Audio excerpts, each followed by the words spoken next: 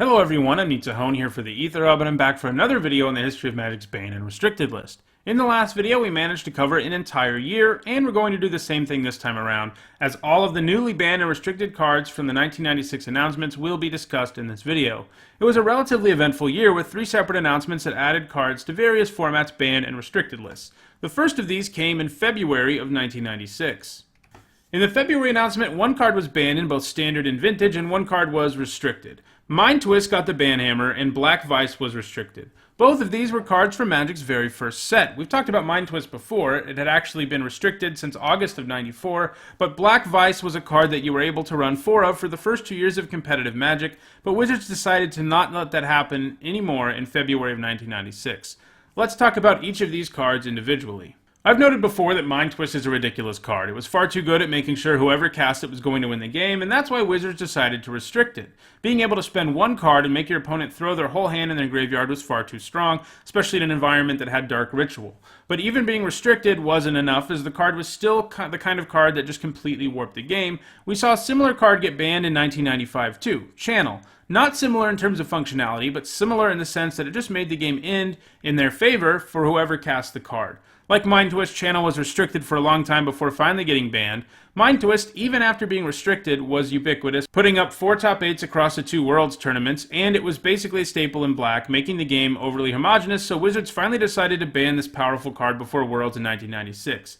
Mind Twist is legal in Vintage today. You can even play 4 copies. No one does. The game has changed enough that Mind Twist isn't quite what it used to be. All the cheap and free counter magic running around makes it harder to really end someone's game with Mind Twist. Mind Twist does remain banned in Legacy though, so it makes sense that Mind Twist got banned. It is an insanely powerful card. But what about Black Vise? Why did it get restricted? Black Vise is a 1-mana artifact that punishes opponents for having more than 4 cards in their hand. This is something of a curious choice to restrict from our eyes today. It isn't really all that effective against anyone but control decks. Aggro decks quickly empty their hand and are able to avoid getting damaged much by the Vise, right? Sort of, but aggro decks in the early days played Black Vise as an early source of damage that made the job for their creatures a lot easier, and tons of aggro decks were playing it. And Wizards, as we've seen in other videos, didn't like it when artifacts that could be played by any color became too dominant. It just wasn't good for the game when that happened, because all the decks sort of looked the same. We know this more recently from Smuggler's Copter. So they decided to restrict Black Vise, but it backfired badly, creating one of the most unbalanced formats in Magic's history. Necro Potence was a card that had been around for a while, but it didn't see a ton of play. This is in large part because of Black Vise. But then Black Vise got restricted, and suddenly Necro Potence became the consensus best deck in the game by a wide margin. These decks ran ways to gain life, and were capable of basically drawing their entire deck and winning the game. 2 months later, Wizards unrestricted Black Vise in Vintage, but left it restricted in Standard, where Necro Potence continued to dominate, resulting in what is often known as the Black Summer, because everybody was playing Necro Potence decks. The decision to restrict Black Vise and then choosing not to unrestrict it in Standard was perhaps one of the worst decisions Wizards ever made, and resulted in a very unbalanced format. Not dissimilar from the more recent unbalanced season Magic had with Eldrazi Winter a few years ago. Basically, while Wizards had succeeded in taking away a card that was overly played in the game, Wizards made Necro Potence far too powerful. So that's what happened with February's ban and restricted announcement in 1996. The next announcement to add cards to the list would be in July, but something big happened between these 2 announcements that we need to touch on. Legacy was born. We saw in the last video that the Standard and Vintage formats were born in 1995. Well, Legacy came around in 1996. What this means for us is that there are now 3 banned and restricted lists to keep track of. The good news is that these lists were pretty similar in the early days. In the July announcement, only 1 card was added to the restricted list in Standard and to the banned list in Legacy, and that is Land Tax. While Land Tax did not come from Magic's very first expansion, it had been around since 1994 and thus had been around as long as sanctioned Magic tournament play had existed. Land Tax is an interesting card. White used to more regularly get the ability to search up planes if your opponent had more lands than you, something that seems kind of weird to us today, though Wizards does still occasionally give us cards that do this, like Knight of the White Orchid.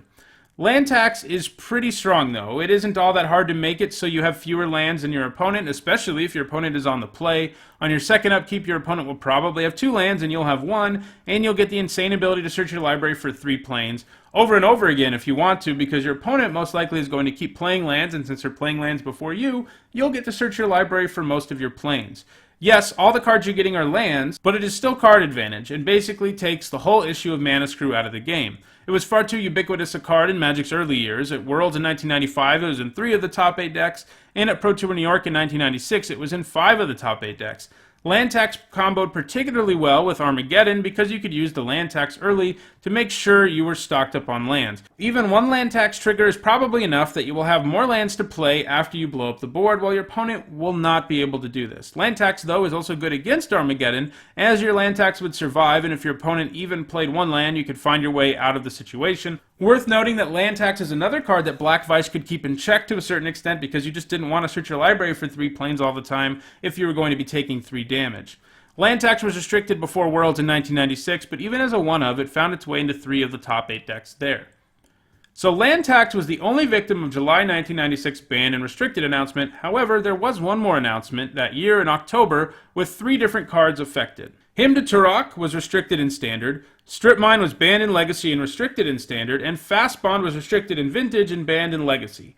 Sometimes we see cards in these videos that wouldn't be all that powerful these days, and sometimes they're downright laughable that they got restricted or banned. This isn't one of those times, though. This time around, all 3 of these cards are pretty clearly powerful. Let's talk first about Hymn to Turok.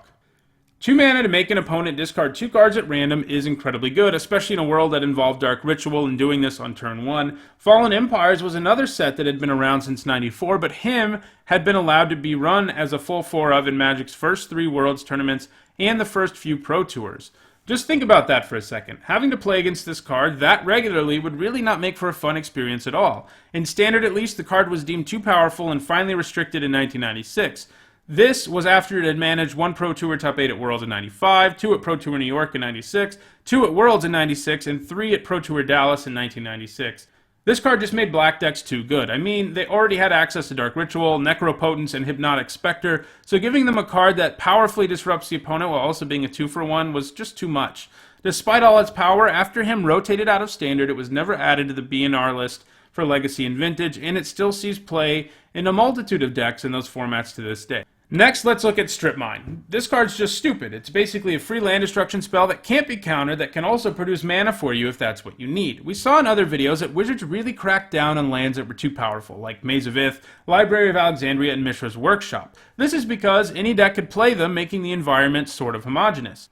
But somehow Strip Mine had avoided getting restricted or banned. Land destruction was a bigger element in Magic's early days. These days we don't see it much at efficient mana costs because it causes so many feel-bad moments, even forcing people to want to stop playing the game. But even back in 1996, Wizards realized allowing a full 4 copies of Strip Mine was insane. Of course, it took them 2 whole years of the card being legal as a 4-of in all formats to figure that out.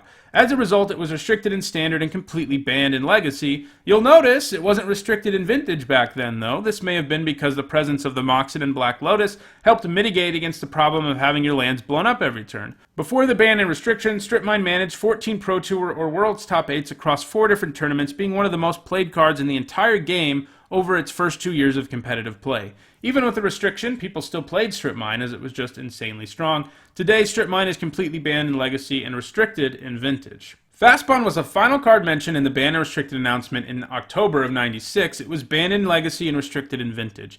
Fastbond is another card in the category of allowing fast mana. It even has fast in its name. We've seen many of these sort of cards be restricted or banned. This is a pretty crazy card. It has a lot in common with Channel, which is admittedly even more ridiculous, but both Channel and Fastbond show you that Wizards kind of didn't know what they were doing in the very beginning. They thought paying life was a big enough cost for this kind of insane ramping. Turns out it really isn't, especially if you can just win the game or get very close on the spot. Being able to play as many lands as you want on turn 1 for 1 damage a land is a good deal, and it would be a great deal today. This card would be utterly broken if we saw it printed today, but somehow it managed to get through Magic's first 2 years and a dozen ban and restricted announcements before it finally got placed on the list. Why is that? Well, it's because, interestingly enough, Fastbond wasn't actually really seeing any competitive play at the time. In this case, I think Wizards did something smart. They decided to restrict and ban the card preemptively, knowing that it had the potential to be utterly broken down the road if players started catching on to how strong it was. And indeed, Fastbond has remained banned in Legacy and restricted in Vintage since the announcement in October of 1996. There are not a lot of cards that have maintained their exact same status in a format since the first announcement banning and restricting them, especially this far back in Magic's history, but Fastbond is one of them. Fastbond has seen play in Vintage as a one-of pretty regularly, but only starting in 2007, so Wizards seems to have done a good job with this one, even if it didn't have a direct effect on the game until over a decade later. All in all, 1996 was actually an okay year for Wizards. While they did make announcements that affected the legality of 6 different cards, all of those cards had been printed in 1994, so Wizards was cleaning up old mistakes and didn't print any new cards that were overpowered and needed to be restricted or banned, so that's something of a victory for them. Well, that does it for this video. I'll be back next week to discuss the bannings and restrictions of 1997. If you enjoyed this video, don't forget to like it and share it so others can enjoy it too. If you want to see more of my videos, you can subscribe here to the Aether Hub and to my personal channel, Nizzahon Magic. Thanks for watching.